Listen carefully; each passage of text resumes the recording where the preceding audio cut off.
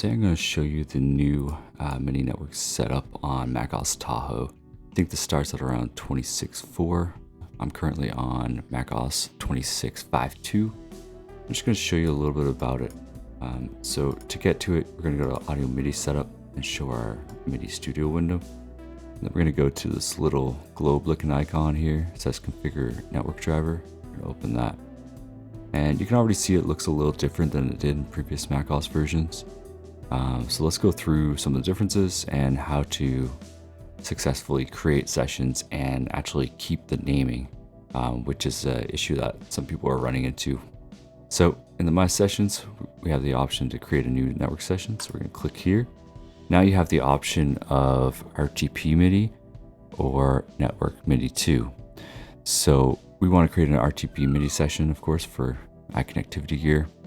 So we're going to go to RTP and we've created our new session. And down here in this little directories box, you can now see all the devices, all the RTP ports and computers that are in the network, which is the same as it was previously. Now, normally under this side, you would have a little box that say who may connect to me. So now that's moved over to the session details on the right side. And if we scroll down, we can see that who may connect to me is still there. And we want to change it from no one, which is the default right now, to anyone, which is very important. If you don't do this, you may be able to connect the first time, but after you connect that first time, you will not get the connections to automatically happen again. So make sure this is on anyone. And then we have a new latency monitor here. It used to be a little long rectangle with a red line. Now it's got some blue bars that'll show up in it. And live routings used to be under this right side, where you can route directly from a source RTP session to a destination, or even from a USB connected device to a network session. So you can select all the devices in here. As you can see, I have a few MIDI ports going.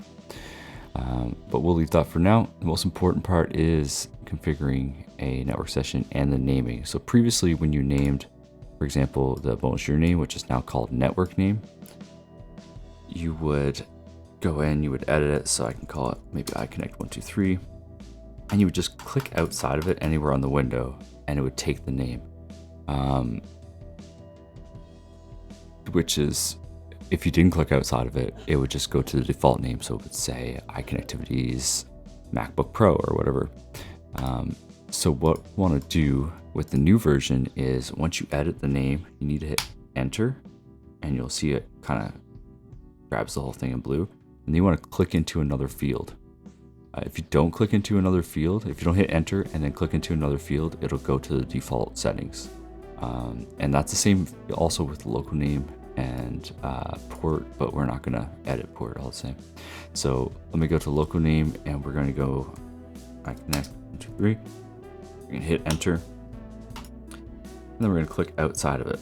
So I find clicking over here in the bottom of the My Sessions works.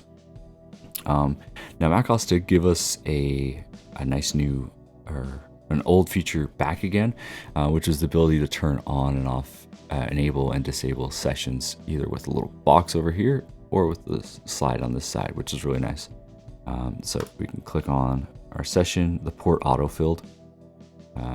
It just took the first one, which is 5004. And so I'm going to close this and then we're going to go back into the page just to make sure that the naming stayed. But it was very important that you hit both enter and you get outside of these things. If you have any of these selected, the name that you have selected will go to default and you will have problems connecting.